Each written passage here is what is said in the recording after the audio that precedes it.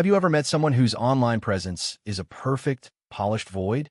And the reason behind that silence will completely reshape how you see them. We exist in an era of relentless sharing. Our meals, our milestones, our most private sorrows, all filtered for public consumption. Yet, a growing number of people move through this digital landscape, leaving almost no trace. They consume content, they observe, but their own profiles remain still and silent. You might be one of them, and that begs a powerful, lingering question. In a world screaming, "Look at me," what does it mean to deliberately choose invisibility?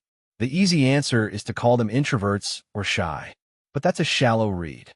The real truth is far more profound and speaks to a quiet revolution happening right now. For these individuals, a blank feed isn't a lack of something. It's a presence. It's the conscious control over their own narrative.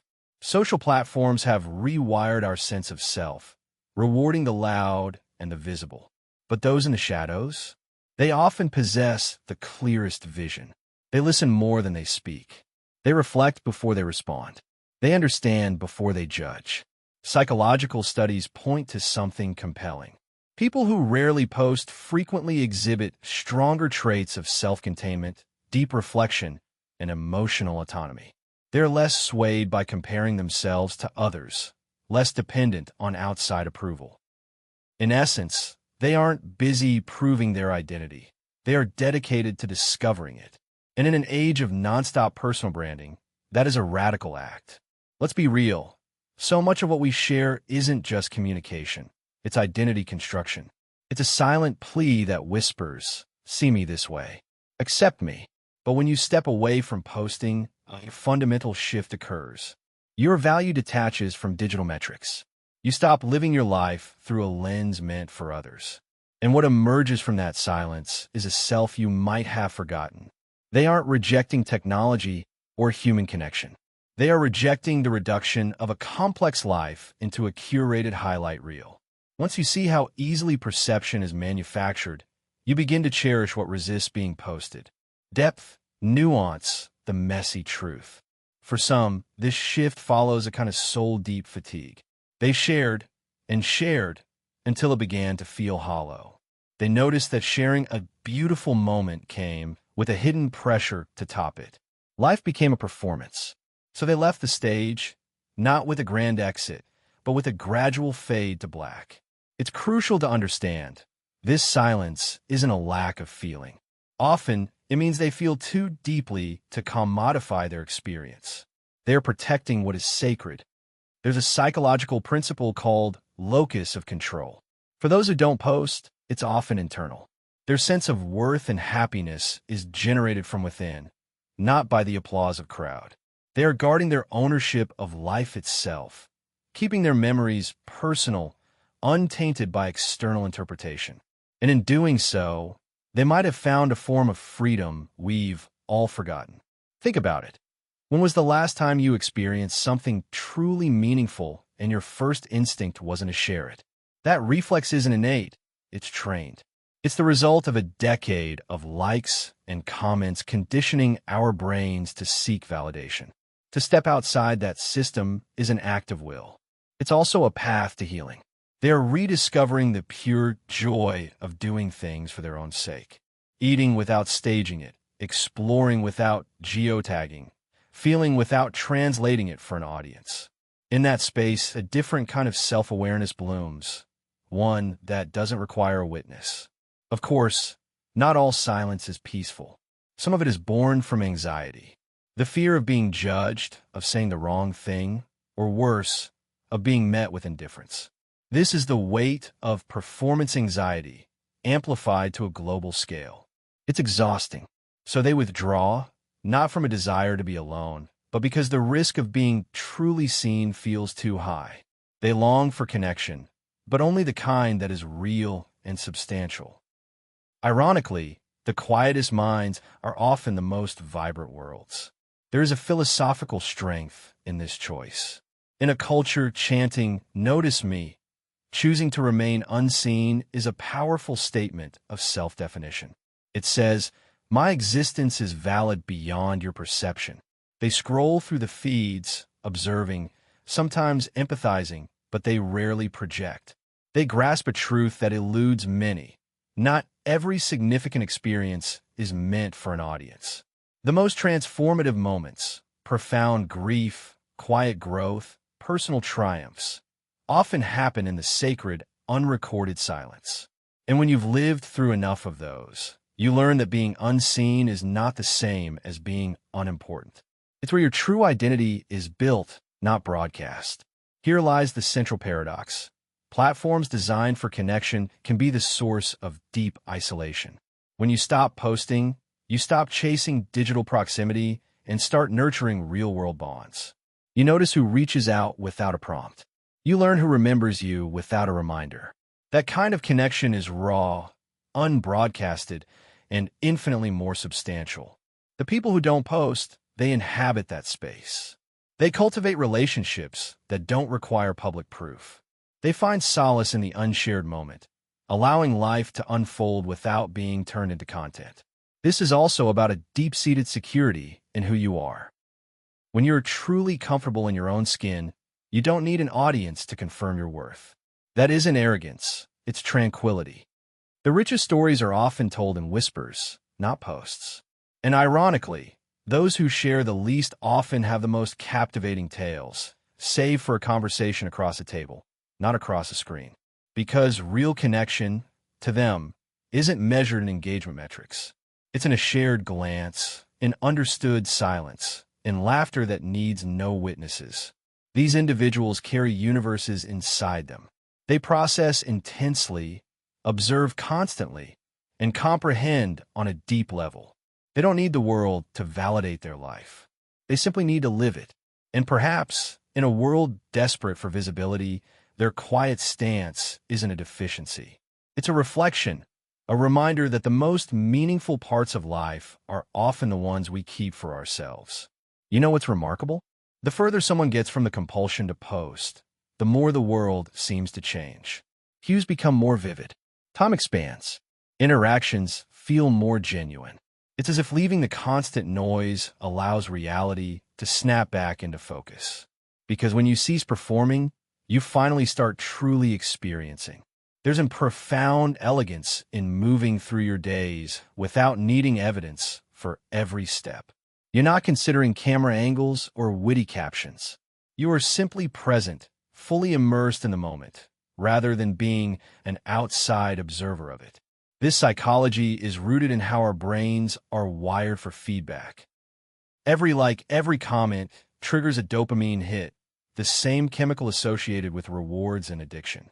Over time, we start craving that validation. We begin to view our own lives through the lens of, is this shareable?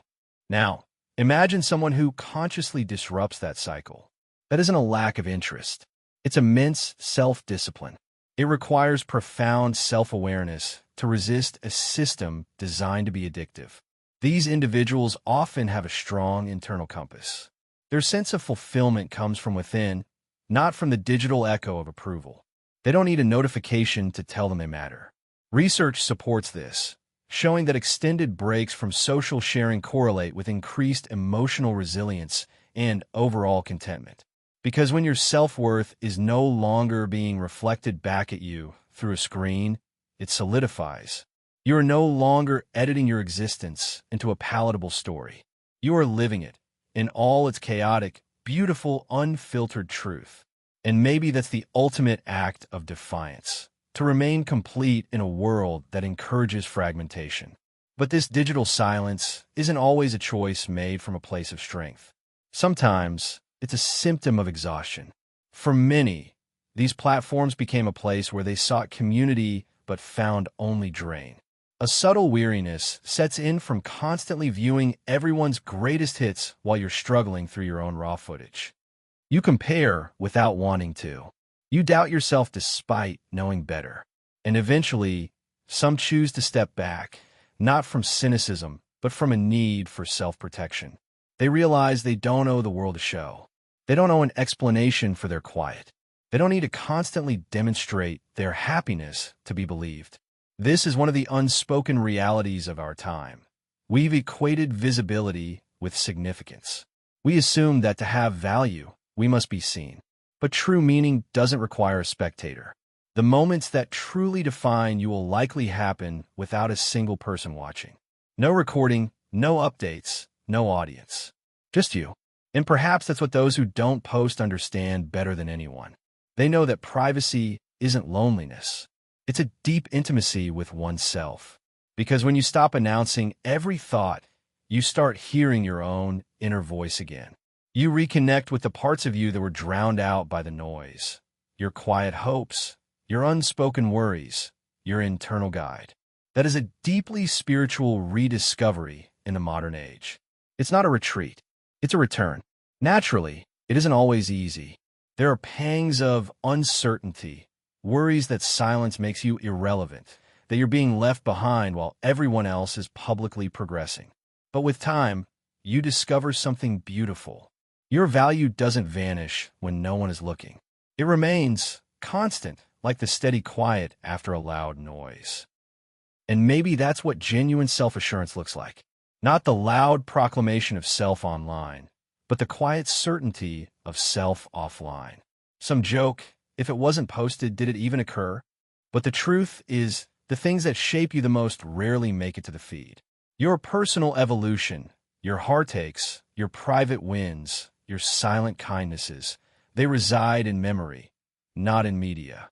And perhaps that is more than enough. Psychologists discuss authentic living as the alignment between your inner reality and your outer expression. In the filter-filled digital world, that alignment is constantly under threat. You can end up living as a character curated for public acclaim.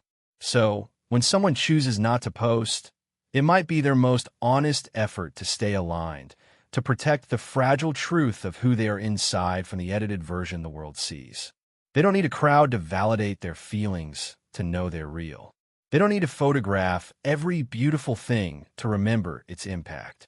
They live fully and they live quietly. And here's the beautiful contradiction.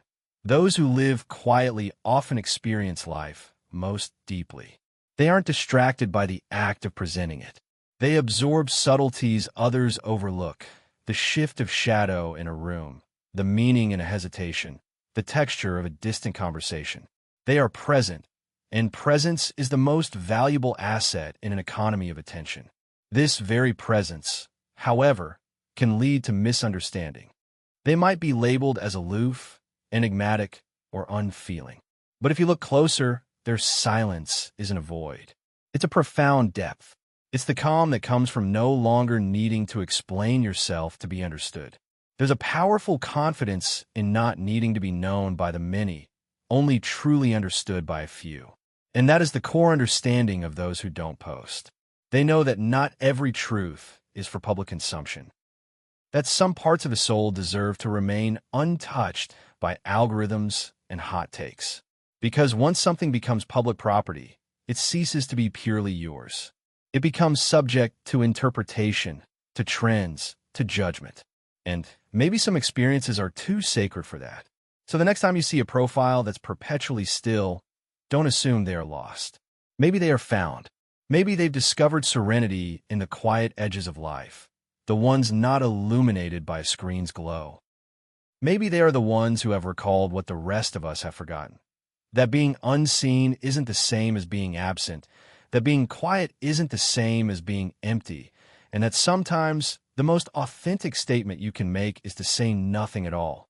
Because in the final analysis, we are not meant to be productions. We're meant to be people.